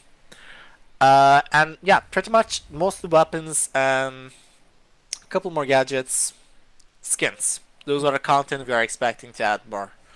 Now a question that I actually don't know the answer to. So, is that also? It's not a question of the viewers. It's my question. Do we do an heat-seeking rocket launch or something? Like the ones that lock in the air, etc. Yeah, these ones. I mean, for now, it's not necessary. We will have only we will need for helicopters, however. Yeah, we kind of Velasquez. need. We Yeah, will but need for maybe helicopters. H1. I think we will need it. We need more rocket launchers as well. We only have RPG right now. I will say yes. We will add them. Yeah, I mean, I will say yes. Yeah, we're gonna add them as well because we will need one at least rocket launcher against air vehicles, helicopters. Yeah, definitely. So I will have to make sure we have flares as well. Was it called flare? I yeah, believe it's flare. you press X in the battlefield for and actually have flares on the ground and it actually distracts the lock, etc. Yeah, you will need that as well. That will be fun. Okay, yeah, then on my list, I can write on my task list to make more rocket launchers too. Yeah, if anyone has some suggestions for rocket launchers, there's a suggestions channel. Just put them in there. Ha! How to make the community work for you. When is the game going to be fully released? The specific question. Yo. Full release? I don't know, to be honest. Like, Okay, let's do it. Let's do it one step easier. When do we think we're going to early access? The initial plan was this year December. I was pushing for this year December because I like every single time when we set a date we have to delay it because new problems are arising and like new problems, more problems. We have to delay it. The thing is, we actually got very close, but we still have some issues, and realistically, we won't able to make it this year. Like even if we rush it, we won't able to make it this year, and rushing is not a good idea, as I rushed before a couple of things and I screwed up very badly. So next year, April, I will say April around that time. That's the current plan of releasing the game to early access. We may have to delay a couple more months, but not more. That's the like I want to release it as soon as possible. I want to give it to the community as a community as a servers, community of servers, and later on keep updating the game, updating the game, get more feedback because people are going to be constantly playing it. I will receive more better feedback, and long-term feedbacks as well. Instead of one guy playing it for 10 minutes and giving me criticism about it, instead of that, one guy playing for 100 hours and giving me criticism. That's more valuable to me because that guy have played 100 hours. He knows exactly what he's talking about. Other guys played 10 minutes and he has no idea what he's talking about. So definitely I want to receive more valuable feedback there. What to change, what to do as well. Yeah, that's the current plan. Like I want to release the game as soon as possible. As long as we are going this way, we will able to release the game. We are step by step fixing it right now. The currently gadget was a thing, we added the riot shield. Helicopters was a thing, now we are adding it right now. Next thing DDoS protection, next thing report system, next thing the anti-cheat or maybe the current anti-cheat but some kind of, I don't know, work with it. Backend adjustments, Asia servers, and there we go. Like, and we also have to build a help center as well. Like the people who have issues, I can launch the game. I have been banned, how they appeal, etc. We will have to create that kind of stuff, but like not much left there, and a couple of stuff in game like the smaller gamers as well, etc. Yeah, but before we start with something broken, I think it would also be healthier if we will do all these things. That for early access we hold us the option open that we actually pull a feature from the game for the early access phase and add it back in later, because it might be broken or something. So if there's something missing that is right now in the game, that is probably because it was broken. You remember? Yeah, there were, for example, a couple of game modes were broken, so we had to remove it. For example, Frontline, I believe it was Frontline, yeah. We had the Frontline and it was broken. We had horrible spawn camp issues. We just couldn't fix it because couldn't find a proper fix for it. We just removed it for now. I mean, it's not removed, it's still there, but it's disabled for now. Yeah, and Raccoon just did slide in my DMs. So Raccoon asked if... Wait, what did he ask? I just clicked away the DM. Wow. Will the progress reset once we go into early access? Yes. Let's go a little fast. We have 12 minutes left, Larry. Let's go yes and no mostly. Yes, okay. it will be reset at early access. What is this question? Are there plans about adding planes? No. Do we want to rework, improve gun sounds? Definitely is something we are planning, but that will require a team of sound engineers, designers, who knows what they're doing, who knows how the gun sounds work, who knows how to make them sound good, and actually pay them later on. But right now we are low in budget. We just want to keep the game working, like working at early access. So okay. Later on, yes. Will there be a class rework? The classes in the game. No, we will keep them as how they are right now. Are shotguns going to be added? Definitely not. No shotguns. I could talk. I could talk a lot about shotguns. Why not? But we don't have too much time, so let's go. What if the hype? Okay, no, that's not yes, no. But it's still interesting. What if the hype of this game dies before launch? And I actually have an answer to this. So, actually, a community member sent this to me. The hype around this game is kind of dead because everyone knows what he is expecting. Everyone knows what he's getting, which actually sounds reasonable. I don't know why. I don't know. Okay, your opinion about this? Like the hype, like from what I have seen from other games, is hype is coming from something if they can't play it, or if they don't know what they are getting, but they're just teased by YouTube trailers or etc. That creates a hype. Yeah. From our perspective, it's very difficult to keep the hype all the time because we are literally letting you guys play the game. Literally, like you guys are playing it every weekend, and you know exactly what you're going to get. You know exactly what the issues are. You exactly know what content you will be getting. You exactly know when you will be bored, maybe. So in that case, because you're playing it already, it's difficult to keep the hype. So we have that interesting and difficult perspective. But things I don't see that as a bad thing. Like, yes, maybe we don't have that amount of hype as other games, but at least the community that we have built, they know exactly what they're getting. They know exactly what content, what kind of gameplay they're getting. I see it as a plus, personally. So, will there be longer playtests? That's something we want to do it, but also it's difficult to. So we have to test the server some point longer than 6 hours. If they're gonna have issues at like I don't know 10 hours later, 12 hours later. So we are planning, but I don't know when yet because there's also a lot of works we have to do. So, meanwhile, and yeah, you heard it. You heard it. Chat, spam the fog face. We get servers longer than 6 hours. I said it's planned. Larry, don't. I just want to like make your life hard. Okay, you know, it's just. Yeah, I'm aware of that. Thank you. Next, let's go. So Next when one. will close air support, like the air support we have already in game, when will it actually work? When will do this?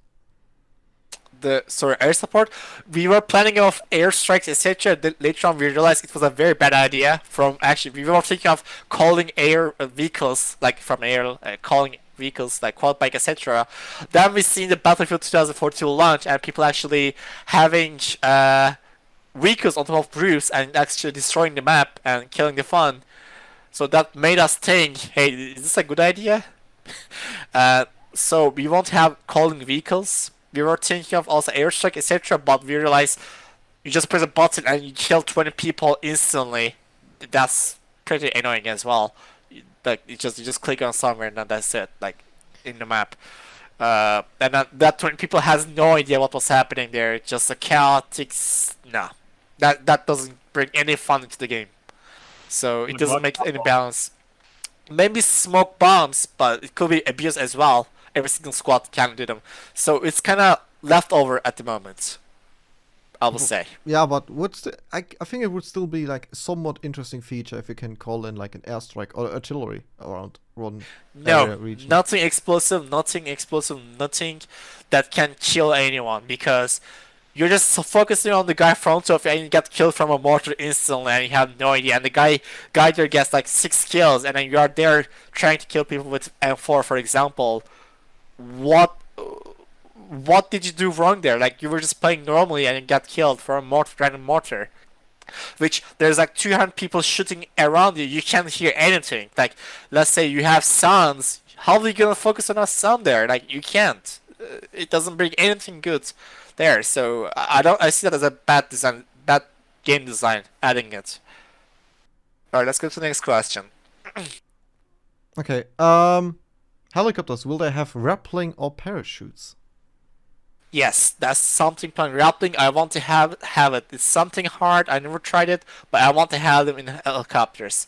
It won't be in next week's probably because it's gonna take me time to develop and make it work. But I want to have it eventually. Parachutes only one time in the air when you get out. Like it won't be something like Battlefield 4 style where you can jump and have a parachute. But at least you're gonna have one parachute when jump out from helicopter. If you're in the air. Yeah. Speaking of that, I talked about it with Devil, our mod here, recently. And he said if you leave the helicopter mid-air, it's your own fault. So, not adding parachutes. You could have it for hardcore. I don't know, it could be servicing as well. I kind of agree with him. Like, the pilots, okay, I'm okay with parachutes. But everyone else who just, like, jumps in, jumps out.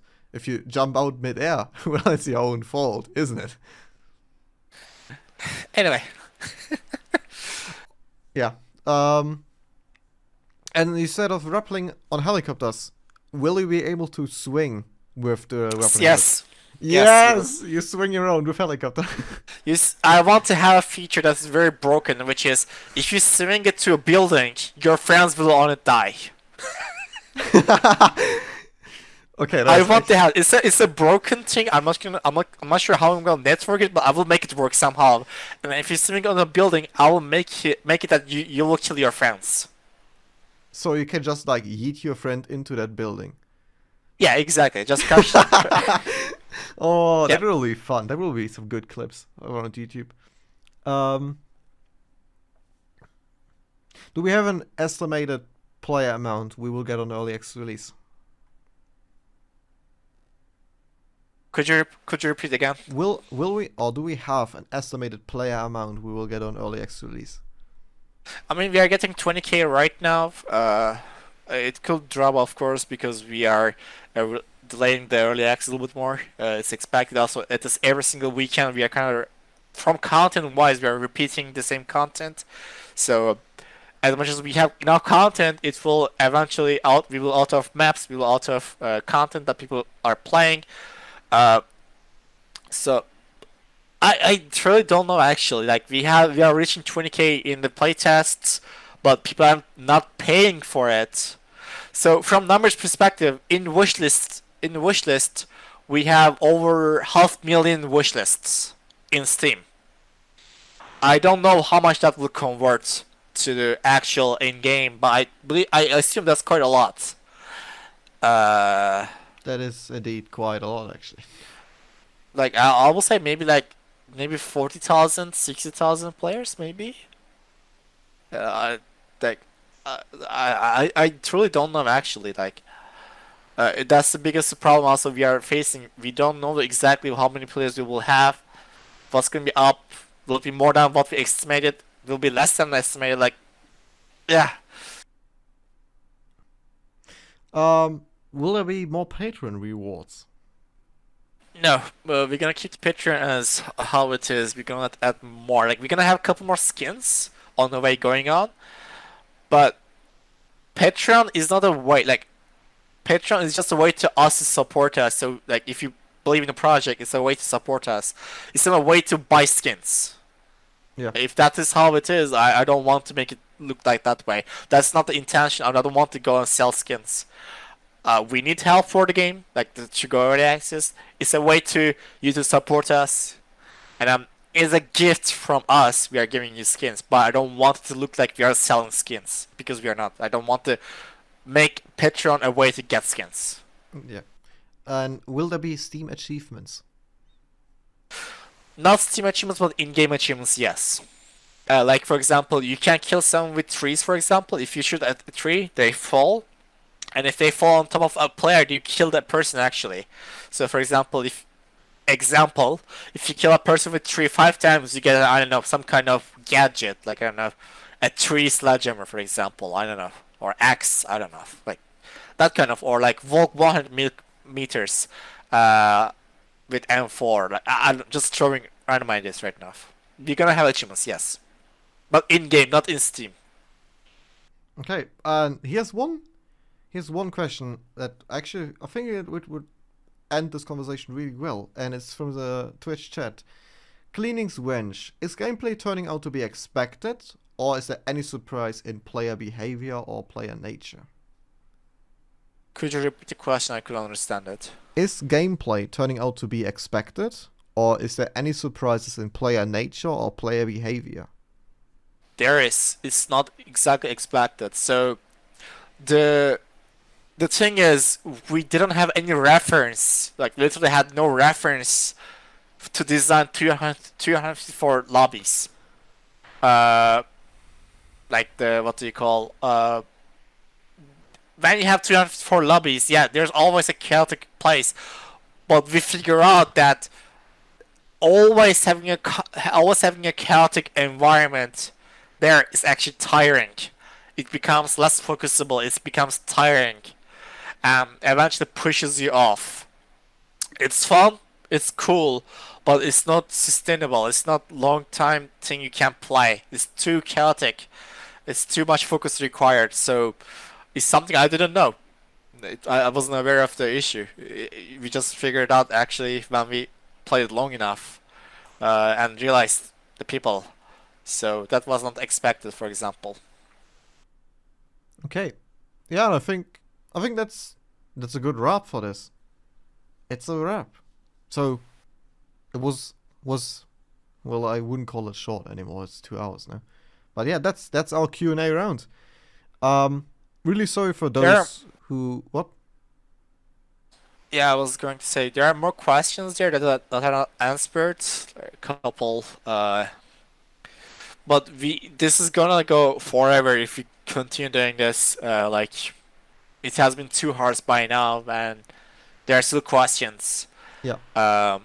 During the week, So we probably can just look once in a while and answer to some of them. But yeah, thanks everyone for asking your questions. You will get I think 12 could write in TLDR about the things we talked about in here, and I will definitely archive the stream, edit it, and upload it to YouTube and make it available to you guys. It will probably be available around tomorrow or Sunday sometime. Also, small announcement from my side. So, just to clear up some confusion, we will probably announce it tomorrow again too, or maybe on Sunday. So, the Discord itself, the BattleBit Remastered main Discord, will go under maintenance on Sunday. On Sunday, I will take the time to reorganize a couple of channels because we noticed we have some issues with the whole organization within the Discord. So, Sunday, the Discord is basically empty. It's like one channel with one message of me saying the Discord is under maintenance, and that's it. So yeah, on Sunday, the Discord will be down for I don't know how long, but we will just ping like on how long. So there's one more question.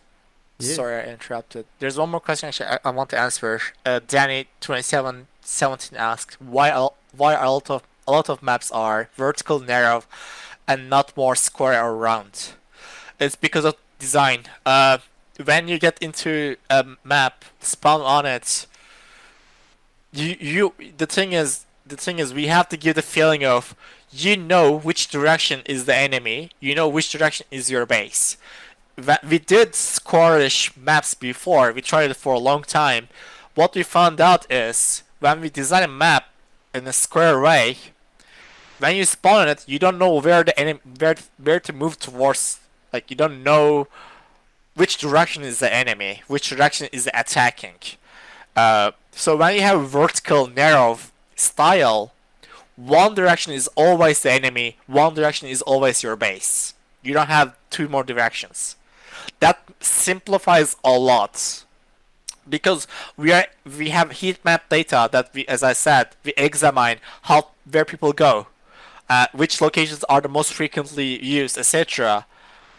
From these data, we figured out that yes, when we have big map with a lot of objectives are like spread around, it confuses a lot. It confuses a lot where to go, what to do. The game becomes a TDM at that point because people don't know where to go. When we made more vertical or one-sided, like for example, north is always enemy, south is always I don't know your base. As soon as you know it internally in your brain, it makes it more clear where to go, what to do, where to capture. So the capture the flag, the conquest becomes actually conquest somewhat. That's the reason behind why we are making more vertically some way instead of more squarish or more spread around. To simplify things. So you all work as a team there and capture flags instead of everyone spreading around.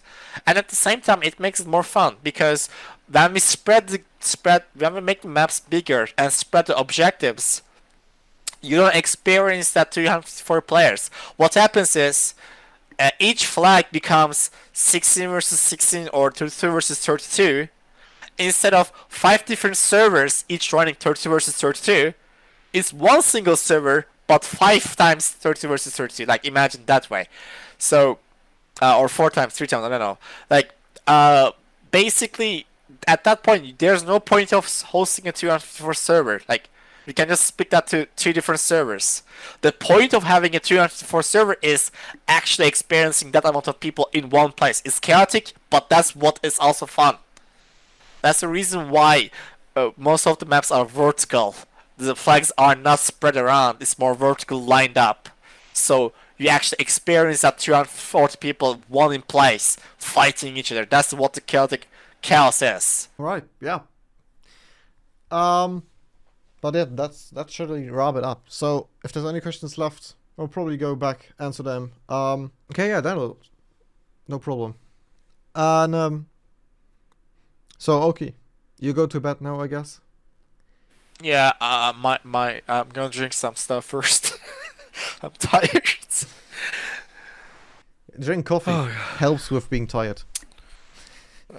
Coffee's hot. Okay, no, yeah, I will probably stay awake for a little longer. I will probably stay streaming actually for a little longer. So during this week, I think I've streamed on 4 days this week. Yeah, with today on 4 days this week. And we put a lot of hours into the helicopters so far, and that's what actually we're going to continue now. Yeah, we will continue on the Black Hawk now, like live, like never seen footage. If you haven't been in the last, how long did I stream it in now? 18 hours. So if you haven't been in the last 18 hours, we will continue now live with what the Black Hawk will look like. Right after this follow-up, but yeah, I think we can pretty much wrap it up here. It was nice talking with all of you. Yeah. Yeah, thank you guys for joining. Yeah, for everyone who's on the Discord and not in the stream, the modeling process and everything will continue on my Twitch. Yes. Alright, I think that's all for now. We can do the Q&A later on again for people who couldn't ask their question or we didn't see them or skipped. But yeah, that's pretty much all for now, guys. It has been 2 hours. I think everyone here is also tired listening us 2 hours. Also, I'm tired as well speaking for 2 hours, as well as Velasquez here. Velasquez and Larry is. So yeah, that's all for now, guys. Have a nice evening. I assume it's nighttime for me, but yeah, evening, night, morning, Whatever it is. afternoon. Yeah, time zones. Bye bye. Goodbye, everyone. See you guys later on.